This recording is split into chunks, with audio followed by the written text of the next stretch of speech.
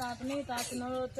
အတန်းရှင်နိုင်တော့ခွင့်ကိုပေးနာမှုပြုတော့ကိုရရှင်ကိုကျေးဇူးတင်ပါတယ်ကိုရရှင်ကျွန်တော်တို့အတန်းရှိရတော့လေးစားတာတော့ခွင့်တာ300ရေတို့ကိုရရှင်အားမပြည့်စုံပေးပြီးတော့လည်းကိုရရှင်ကိုကျေးဇူးတင်ပါတယ်ကျွန်တော်တို့ကိုကျမချမ်းခွန်ကျေးဇူးပေးနာမှုပြုတော့လည်းကိုရရှင်ကိုကျေးဇူးတင်ပါတယ်ညနာကောင်းမှုစာအိစနိုင်ချမ်းမနဲ့ခဏ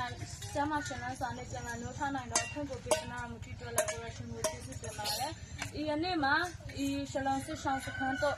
သမင်တနစာအလူရှင်ပေးတော့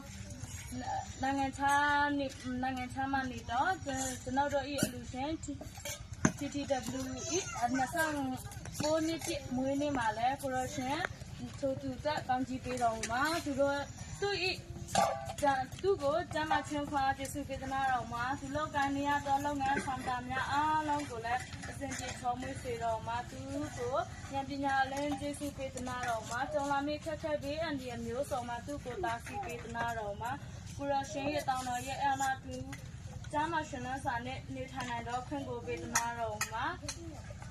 ဆလပီတော့မှာအစ်ဆောင်စခန်းတလဲစတောင်းမှာလေကိုတော့အစ်ဆောင်စခန်းမှာတတိယအိုကလေးတငယ်ညာစာရှိပါတယ်တို့သူတို့တက်ကိုရရှင်ကောင်းကြီးမင်္ဂလာပေးသနာတော်မှာအခုယနေ့ထိတိုင်မိတိဖေးအန်ဒီငါမမကြုံတွေ့စေတဲ့နဲ့ကောင်းမွန်စွာနေထိုင်နိုင်ပြီးတော့လည်းကိုရရှင်ကိုချီးမွမ်းပါတယ်